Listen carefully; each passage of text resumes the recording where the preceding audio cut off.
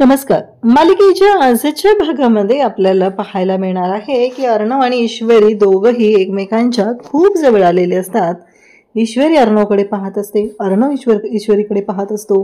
दोघंही एकमेकांच्या मिठीत असतात. आणि नेमकं त्यावेळेस काय होतं तर लावण्या तिथे हॉलमध्ये आलेली असते. अर्णवला ईश्वरीसोबत जेव्हा तिच्या माहेरी तो जाणार असतो लग्नानंतर पहिल्यांदा, तेव्हा त्याने तिला गुलाबाचं फूल दिलेलं असतं. तो प्रसंग आठवत असतो.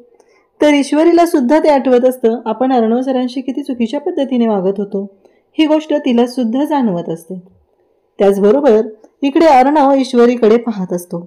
ईश्वरीला खूप छान वाटत असतं, कारण जेव्हा तिला रात्रभर जागरण करायचं होतं कोजागिरीच्या वेळेस, तेव्हा अर्णव रात्रभर तिच्यासोबत जागा राहिलेला होता. या सगळ्या गोष्टी तिला आठवत असतात. ईश्वरी विचार करत असते, अर्णव सर किती करतात माझ्यासाठी, हे सगळं ईश्वरीच्या डोक्यात सुरू असतं. त्याचबरोबर अर्णवला आठवत असतं ते म्हणजेच की जेव्हा तो खाली झोपलेला होता तेव्हा ईश्वरी त्याची जी ब्लँकेट आहे ती खेचत होते आणि त्याला सांगत होती की अर्णव सर तुम्ही वरती चला. पण अर्णव मात्र ऐकायला तयार नव्हता. आणि तेव्हा अर्णवने पण ब्लँकेट खेचलेली असते, तेव्हा ईश्वरी ही अर्णवच्या मिठीत आलेली असते. या गोष्टी तिला सुद्धा आठवत असतात. त्याचबरोबर अर्णवने ईश्वरीला उचलून घेतलेलं असतं आणि ते कपाटातलं जे साहित्य आहे ते काढायचं असतं. जेव्हा लग्न झालेलं होतं त्यावेळेचा तो प्रसंग आठवत असतो. आणि लावण्या जेव्हा त्या दोघांना अशा अवस्थेत पाहते तेव्हा मात्र लावण्याच्या शिट्ट्या वाजलेल्या असतात. तिला कळायचं बंद झालेलं असतं की हे सगळं काय घडतंय, हे सगळं काय होतंय, असे अनेक प्रश्न तिच्या समोर असतात. कारण जिथे मी असायला पाहिजे तिथे ही दीड दमडीची ईश्वरी आहे, जिची लायकी नाहीये. आणि त्याहीपेक्षा आता भारी गोष्ट घडते ती म्हणजे राकेश बाहेरून आलेला असतो. राकेश बाहेरून येतो आणि पाहतो तर काय, अर्णव हा ईश्वरीच्या खूप जवळ आलेला असतो. त्यामुळं खरं तर राकेशला कळायचं बंद झालेलं असतं. राकेश त्या दोघांकडे पाहतच राहतो. ईश्वरी अर्णवच्या मिठीत आहे, त्याहीपेक्षा अर्णवच्या ती जवळ आहे या गोष्टीचा त्रास हा राकेशला जास्त होत असतो. आणि इकडे लावण्याची ही अवस्था तीच झालेली असते. दोघंही एकमेकांकडे पाहत असतात आणि त्याचबरोबर ईश्वरी आणि अर्णव एकमेकांच्या जवळ आहेत ही गोष्ट लावण्याला सहन होत नाही आणि रागाने तनतनत ती निघून जाते. कारण तिला हे अजिबात आवडलेलं नसतं. तिला असं वाटत असतं की नाही, हे सगळं जे घडतंय ते चुकीचं आहे. जी जागा माझी आहे तिथं ती ईश्वरी नसली पाहिजे. AR फक्त माझा आहे एवढंच तिच्या डोक्यात चालू असतं. आणि त्याचबरोबर इकडे आता लावण्य निघून जाते. राकेश त्या दोघांकडे पाहत असतो. राकेशला सुद्धा ही गोष्ट सहन झालेली नसते. आणि मग ईश्वरी आणि अर्णव दोघंही एकमेकांकडे पाहत असतात. आणि त्यावेळी अर्णवला आठवतं, तो ईश्वरीला म्हणालेला असतो की मी माझं प्रेम हिच्यावरती लादणार नाही. तो प्रसंग त्याला आठवतो आणि मग तो स्वतःला कंट्रोल करतो. तो म्हणतो असतो की नाही, काहीही झालं तरी मिस इंदोर जोपर्यंत तयार होत नाही तोपर्यंत मी माझं प्रेम तिच्यावरती लादणार नाही. आणि मग तो स्वतःला सावरतो. आणि त्याच वेळी इकडे पाहायला मिळतं ईश्वरीला तो म्हणतो की अगं तू हे सगळं खेचलंस ना, मग म्हणून मी खाली पडलो ना. तेव्हा ईश्वरी म्हणते की सॉरी. असं दोघंही एकमेकांशी बोलत असतात. त्याचबरोबर तिथून राकेशही निघून जातो. अर्णव ईश्वरीकडे पाहत असतो आणि ईश्वरी अर्णवकडे पाहत असते. त्याचबरोबर तो तिला हात देतो आणि तिला म्हणतो की चल. आणि ईश्वरी अर्णवला त्याचवेळी हात देते, म्हणजेच अर्णव तिला उठवत असतो. या सगळ्या गोष्टी खूप छान पद्धतीने चालत असतात. आणि त्याचबरोबर अर्णवसुद्धा ईश्वरीकडे पाहत असतो, ईश्वरी अर्णवकडे पाहत असते. दोघांनाही खूप छान वाटत असतं. आणि मग दोघंही एकमेकांकडे पाहतात. अर्णवच्या गळ्यात ते जे पिंक आणि येलो कलरचं कापड असतं ते तसंच असतं आणि तो तिच्याकडे पाहत असतो. त्यानंतर आपल्याला पाहायला मिळतं की दुसऱ्या दिवशी आता नम्रता आलेली असते. नम्रता खास ईश्वरीला भेटायला आलेली असते, दिवाळी आहे म्हणून. आणि मग नम्रता म्हणते काय होतं इशू. ईश्वरी म्हणत असते की मला कळतच नाही आहे की काय होते ताई. सुरुवातीला मला हे लग्न नको नको वाटायचं, पण आता माझं मन म्हणतंय की नाही, अर्णव सरांच्या बाबतीत वेगळ्या फिलिंग आहेत आणि त्या मला हवेत, असं ती नम्रताला सांगत असते. तेव्हा नम्रता म्हणत असते की चांगली गोष्ट आहे ना इशू, तेव्हा इशू म्हणते की नाही ग ताई, तसं नाहीये, तुझ्या लक्षात येत नाहीये. पण अर्णव सरांच्या बाबतीत त्यांच्यासाठी तर ही सगळी जिम्मेदारी आहे ना, मग ते कसं स्वीकारतील आमचं नातं, असं इशूच्या डोक्यात सुरू असतं. इशूला तर माहिती नसतं की अर्णव तर तिच्या आधी तिच्या प्रेमात पडलेला आहे. ही गोष्ट इशूला माहीतच नाहीये, म्हणून तर तिच्या मनात गैरसमज होतात. एकीकडे अर्णव इकडून म्हणतो की जोपर्यंत ईश्वरी तयार नाही तोपर्यंत मी माझं प्रेम तिला सांगणार नाही. इकडे ईश्वरीला असं वाटतंय की अर्णव सरांवर मी जबाबदारी आहे म्हणून ते माझ्यासाठी करतायत. हे सगळं दोघांच्याच मनात चालू आहे. तेव्हा नम्रता म्हणते की एक गोष्ट लक्षात ठेव इशू, कसं आहे माहिती आहे का, तुमचं नातं खूप चांगलं आहे ग. ॲक्च्युली ते चुकीच्या वेळी आणि चुकीच्या पद्धतीनं जोडलं गेलं. थोडासा वेळ जाऊ दे. आपली आई काय म्हणते माहिती आहे ना, ते योग यावा लागतो. एकदा का योग आला की मग सगळ्या गोष्टी व्यवस्थित होतात. त्यामुळं जरा शांत घे, कुठल्याही निष्कर्षापर्यंत पोहोचू नकोस, असं ती इशूला सांगत असते.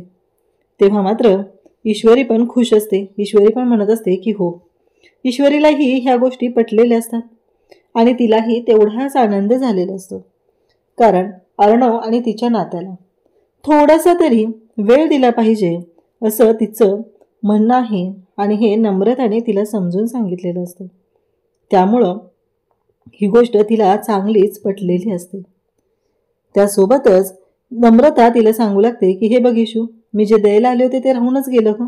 हे बघ, आईने ना तुझ्यासाठी लाडवाचा डबा पाठवलेला होता आणि तो मी द्यायला आले तुझ्यासाठी स्पेशली, असं म्हणत ती तो लाडवाचा डबा जो आहे तो ईश्वरीला देते.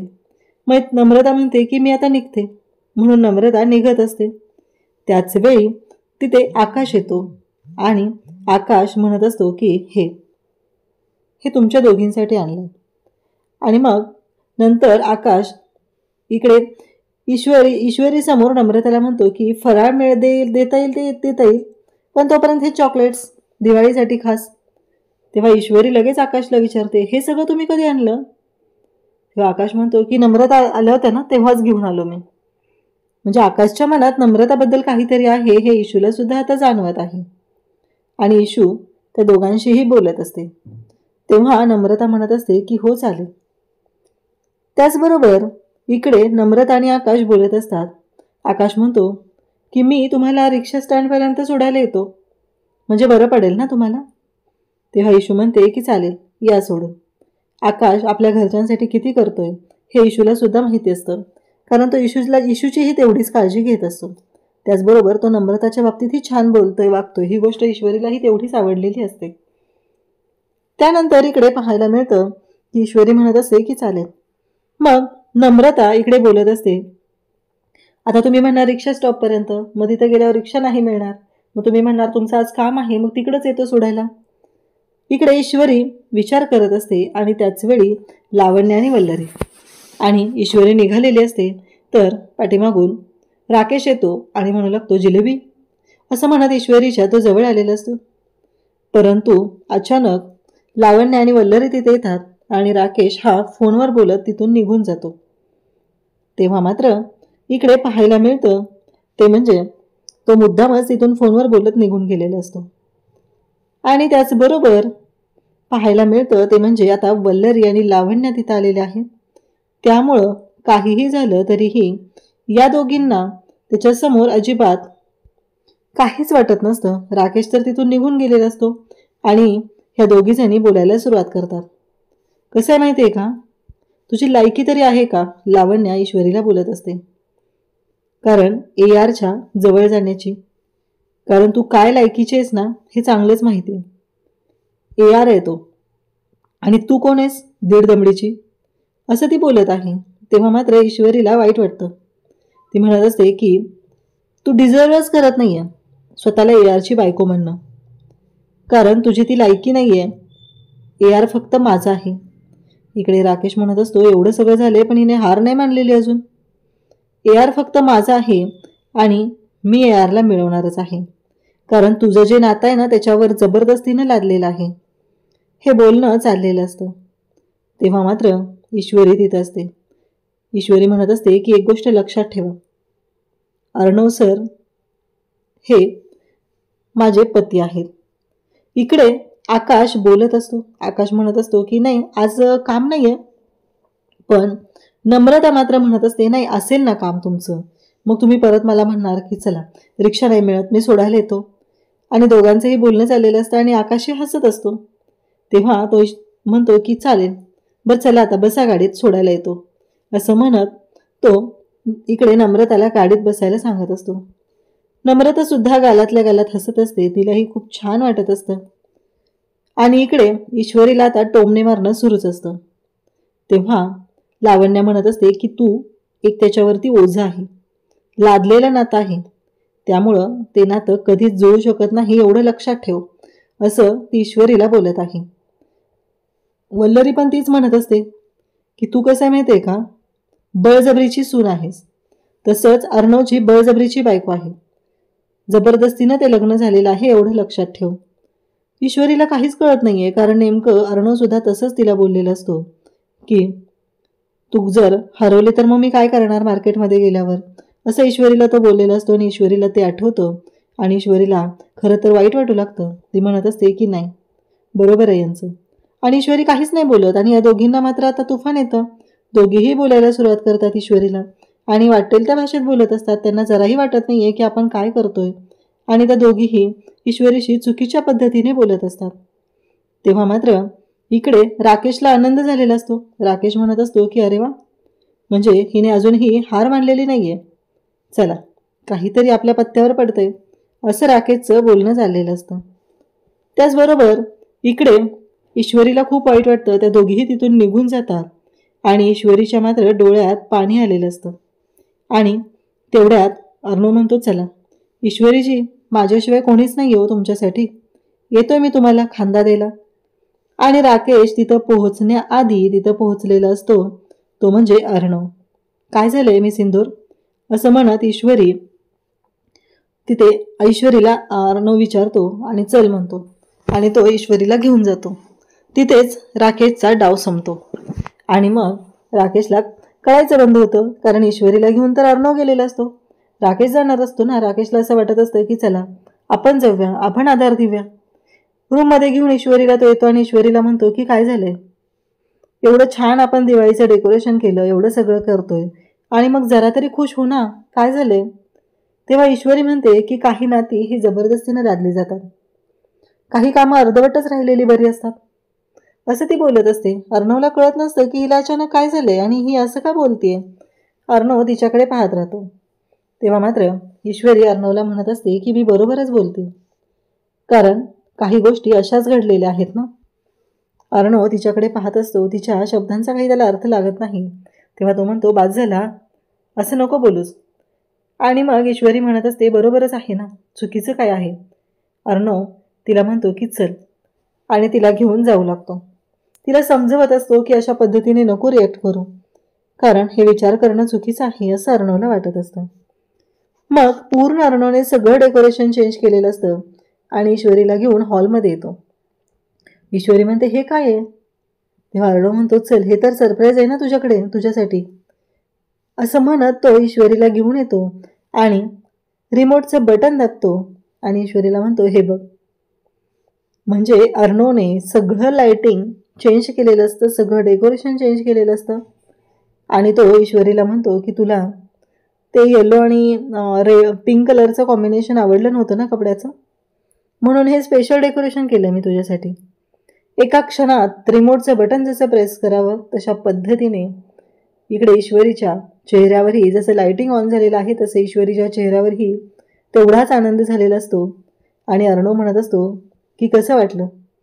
तेव्हा ईश्वरी सांगते की एकदम बढिया. ईश्वरीला ते खूप आवडलेलं असतं आणि अर्णव पण तेवढाच खुश झालेला असतो. तेव्हा मात्र ईश्वरीला तो म्हणत असतो की चल, एवढंच नाही आहे, तुला अजून एक सरप्राईज द्यायचं आहे, असं अर्णव ईश्वरीला सांगत असतो. आणि अर्णव ईश्वरीला म्हणतो की चल बाहेर. ईश्वरीचा चेहरा खुललेला असतो आणि ते पाहून खरं तर अर्णवला सुद्धा खूप छान वाटलेलं असतं. आणि त्याचबरोबर तो ईश्वरीचा हात पकडतो आणि तिला घेऊन बाहेर येतो, कारण तिच्यासाठी स्पेशल असं सरप्राईज आणखी त्याने प्लॅन केलेलं असतं. त्याचबरोबर ईश्वरी सुद्धा तेवढीच खुश असते, तिलाही ते खूप आवडलेलं आहे. आणि बाहेर आल्यानंतर अर्णव म्हणतो, ते बघ आपण दोघांनी बनवलेला कंदील, असं म्हणत अर्णव ईश्वरीला त्या दोघांनी बनवलेला कंदील जो असतो तो बाहेर लावलेला असतो आणि तो ईश्वरीला दाखवत असतो. ईश्वरीला म्हणत असतो की बघितलंस का. तेव्हा ईश्वरी सुद्धा तेवढीच खुश असते. ईश्वरी म्हणते आपण दोघांनी बनवला होता ना, खरंच खूप छान आहे तो कंदील, असं म्हणत ईश्वरी बोलत असते. आणि त्याचबरोबर हे सगळं जेव्हा घडत असतं तेव्हा मात्र ईश्वरीला खूप छान वाटत असतं. आणि त्याचबरोबर इकडे आपल्याला पाहायला मिळतं ते म्हणजे ईश्वरी खुश झालेली असते. अर्णवचा हात हातात असतो. ईश्वरी आणि अर्णव दोघंही एकमेकांकडे पाहत असतात. आणि त्याच वेळी ईश्वरी अर्णवला म्हणते की खरंच खूप छान वाटतोय हा कंदील, असा विचार त्यांच्या दोघांच्याही डोक्यात सुरू असतो. दोघंही खुश झालेले असतात. आणि त्याचबरोबर ईश्वरी म्हणत असते की खरंच खूप गोड आहे हे सगळं, असं दोघंही बोलत असतात. आणि मग अर्णव ईश्वरीला म्हणत असतो की कसं वाटलं सरप्राईज, असं अर्णव बोलत आहे. आणि ईश्वरी सुद्धा खुश आहे. पण अचानक ती शांत होते. अचानक तिच्या डोक्यामध्ये वेगळाच विचार येतो. ती म्हणू लागते की हे कसं शक्य आहे. आणि मग ती म्हणत असते की नाही, अर्णव सर जे बोलत आहेत ते म्हणजे फक्त जिम्मेदारी म्हणून, बाकी कोणत्याच गोष्टी नाही, असं बोलणं चाललेलं असतं. तेव्हा मात्र इकडे ईश्वरी म्हणत असते की नाही, काही गोष्टी लांबच राहिलेल्या चांगल्या असतात. कारण अर्णव तिला म्हणत असतो की काही गोष्टी जवळून पाहिलेल्या चांगल्या असतात. तर इकडे ईश्वरी म्हणत असते की नाही, काही गोष्टींमध्ये अंतर राहिलेलंच चांगलं असतं. जर त्याच्यामध्ये अंतर असेल तरच सगळं व्यवस्थित होऊ शकतं, असं हे बोलणं चाललेलं असतं. आणि त्या क्षणी इकडे अर्णवने ईश्वरीचा हात धरलेला असतो तो सोडलेला असतो. आणि मग ईश्वरीला मात्र धक्का बसतो. ईश्वरीलाही माहिती असतं की हे सगळं असं व्हायला नको आहे, परंतु जे घडत आहे ते मात्र खूपच भयानक असं असतं. ईश्वरीला प्रत्येक वेळेस वाटत आहे की नाही, आपल्यामुळं अर्णव सरांना त्रास होतोय, आपली जबाबदारी अर्णव सरांवरती आहे, म्हणून अर्णव सर हे सगळं माझ्यासाठी करत आहेत. पण या सगळ्यामुळं अर्णव सरांनाही त्रास होत आहे. खरं तर हे असं नको आहे व्हायला, असं हे बोलणं चाललेलं असतं. त्याचबरोबर उद्याच्या भागात आपल्याला पाहायला मिळतं की अर्णव म्हणत असतो की हे कार्ड जे आहे ना ते पायाखाली मी आज चिरडणार आहे. ताई तूच सांगितलंय ना मला ते पायाखाली चिरडायचं असतं. तेव्हा त्याला अंजली म्हणत असते पण हे सगळं तर तुला अजिबात आवडायचं नाही ना आधी करायला, मग आता. तेव्हा तो सांगतो की ह्या वर्षी मला करायचंय, कारण ते करणं म्हणजे नरकासुराचा वध करण्यासारखं आहे ना, मग मला हे सगळं करायचं आहे, असं हे बोलणं चाललेलं आहे. तेव्हा मात्र ईश्वरी सुद्धा अर्णवच्या शेजारी येऊन उभी असते. तेवढ्यात राकेश तिथं आलेला असतो. राकेशकडे पाहून ते दोघंही म्हणत असतात की बरोबर आहे, कसं आहे ते चिरडलं तर पाहिजेच ना पायाखाली, तरच सगळं व्यवस्थित होणार आहे, या पद्धतीने बोलणं चाललेलं असतं. आणि मग अर्णव ते पायाखाली चिरडतो. खरं तर त्याने राकेशला त्याच्या पायाखाली चिरडलेलं आहे असं त्याला वाटत असतं. आणि मग अर्णव ते रागाने पायाखाली चिरडतो. तेवढ्यात राकेश तिथं आलेला असतो. आणि राकेश म्हणत असतो की नाही, आज दिवाळीचा सण आहे, आज तरी तुम्ही दोघं नीट बोला, दिवाळीच्या शुभेच्छा वगैरे द्यायच्या असतात ईश्वरीजी, असं दोघांचं बोलणं चाललेलं असतं. आणि तेव्हा मात्र इकडे अर्णव म्हणत असतो की कसं आहे माहिती आहे का, तुलाही पायाखाली असाच चिरडणार आहे. तेव्हा ईश्वरी म्हणते कायमचा विषय आता संपवायचा आहे, असं अर्णव आणि ईश्वरी या दोघांनीही ठरवलेलं असतं. आणि दोघंही त्या पद्धतीने बोलत असतात. आणि त्याच वेळी इकडे आपल्याला पाहायला मिळतं जेव्हा या सगळ्या गोष्टी घडत असतात तेव्हा अर्णव आणि ईश्वरी हे आता खंबीरपणे उभे राहिलेले आहेत राकेशचा खेळ खल्लास करण्यासाठी. काहीही झालं तरी राकेश कसा आहे हे त्या दोघांना चांगलंच माहिती आहे. आणि या दोघांनी मिळून राकेशला आता चांगलाच दम दिलेला आहे. तर नक्की पुढे काय होणार हे आपल्याला पाहायला मिळणार आहे. त्यासाठी चॅनलशी कनेक्ट राहा. थँक्यू.